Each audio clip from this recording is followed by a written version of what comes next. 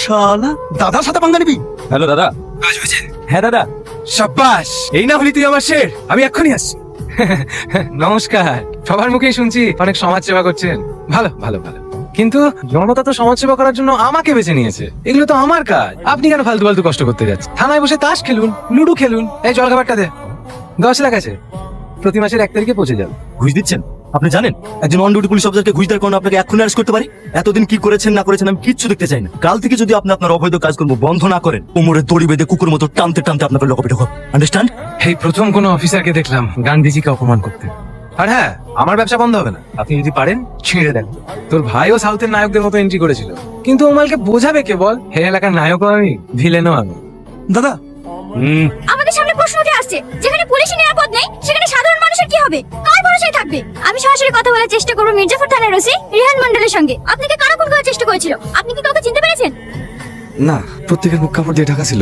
আর তাছাড়া রাতের অন্ধকারে আমি কাউকে চিনতে পারিনি। আপনার কারোর উপর সন্দেহ কিংবা পার্সোনাল কোনো শত্রু? না, আমার কারোর উপর সন্দেহ নেই। আপনি কি সাধারণ মানুষের জন্য কিছু বলতে চান? আমাদের টিম ইনভেস্টিগেশন করছে, আশা করছি খুব শীঘ্রই দুষ্কৃতীরা ধরা পড়বে। বড় ভাই, এ শালা তো ভীতু। এমন ভাই পেয়েছে আমাদের নাম পর্যন্ত মুখে লিছে না। আইডিয়া পেয়ে গেছে যে নাম করলে রক কাটবো। ওর চোখে আমি যে আগুন দেখেছি, এত সহজে পানি হওয়ার কথা না। নিশ্চয়ই এর পেছনে কোনো রাজনীতি আছে।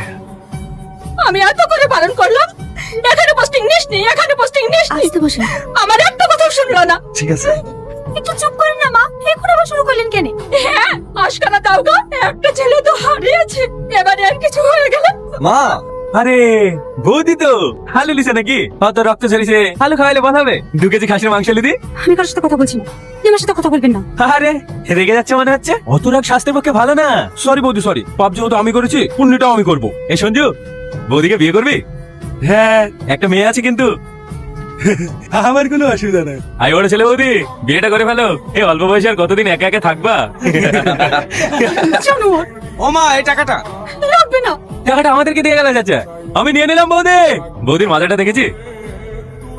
6 মাসের লেগে বিয়েটা আমাকে করতে হবে।